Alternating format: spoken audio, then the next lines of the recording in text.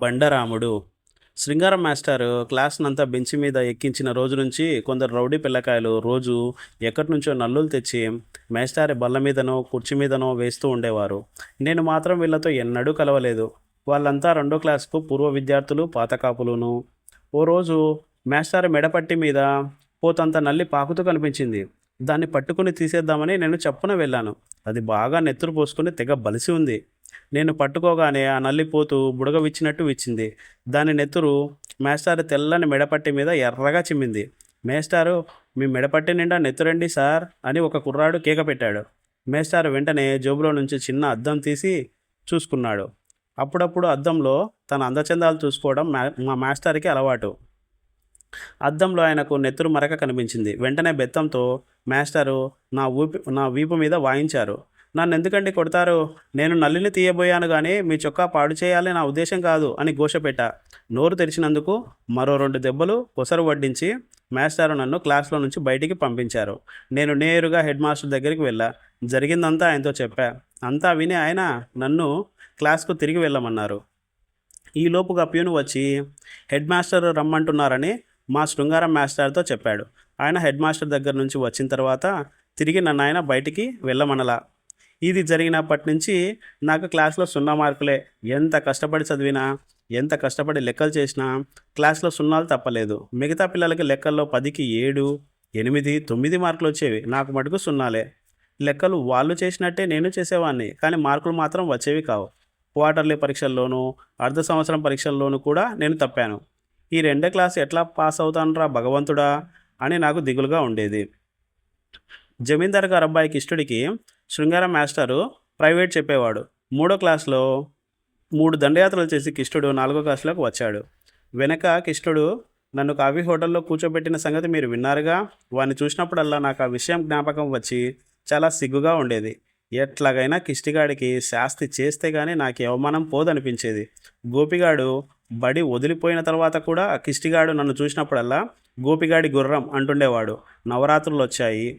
విజయదశమి నాడు పిల్లల చేత నాటకం ఆడించడానికి కిష్టుడు ప్రయత్నాలు ప్రారంభించాడు. నాటకం అయినాక టీ పార్టీకి ఖర్చు అవుతుంది.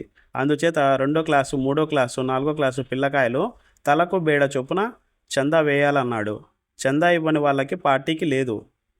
కిష్టుడు నన్ను పిలిచి, ఒరే, విజయదశమి ఎందుకు కారపు శనగలు అవి చేయాలి, నీకు చేయడం చేతనవునా అని అడిగాడు. మా అమ్మ నాన్న బీదవాళ్ళు గనక నేను వంటవాడినని కిష్టుడి అభిప్రాయం కాబోలు. నేను తడుముకోకుండా, ఓ, నాకు ఫస్ట్గా చేతనవును, ఇంకా చాలా రకాల వంటలు చేస్తా, డబ్బు నాకు ఇచ్చేయి అన్నా. వాడు నాకు డబ్బు ఇచ్చి శృంగారం మాస్టర్ ఇంట్లో వంట పాత్రలు అవి తీసుకోమన్నారు. నేను శృంగారం మాస్టర్ ఇంటికి వెళ్ళి కిష్టుడిచ్చిన డబ్బు ఆయన తల్లికి ఇచ్చేశా.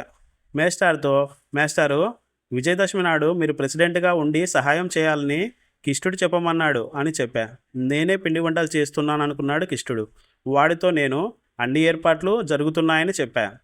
నాటకం రోజున తానే ప్రెసిడెంట్ అనుకుని శృంగారం మాస్టరు చిన్న జమీందారల్లే వేషం వేసుకుని వచ్చాడు. కానీ పాపం ప్రెసిడెంట్ ఆయన కాదు, హెడ్ మాస్టరు.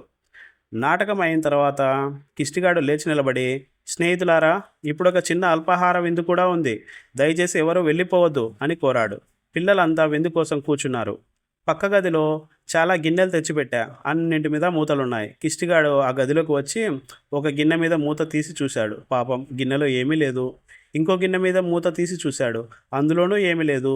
ఏ గిన్నెలోనూ ఏమీ లేదు. అన్ని గిన్నెలు ఖాళీ. ఏమిటిది అని కిష్టిగాడు నన్ను అడిగాడు. నాకు మాత్రం ఏం తెలుసు, నాకు వంట చేత కాదు.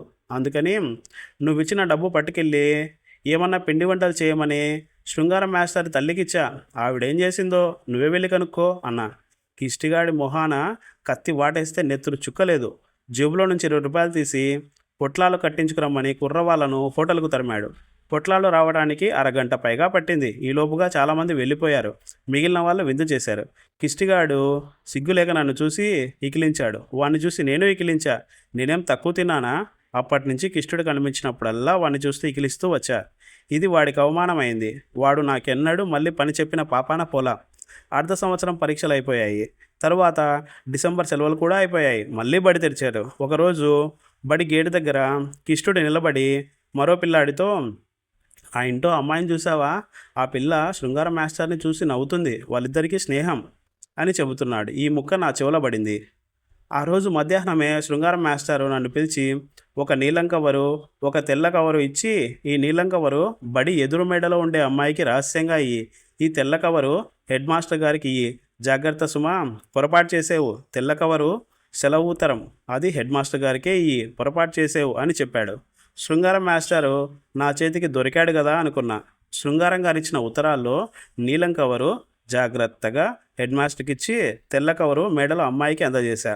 ఆ రోజు సాయంకాలం వల్ల శృంగారం మాస్టారు హెడ్ మాస్టర్ గారి గదిలో నిలబడే ఉన్నాడు.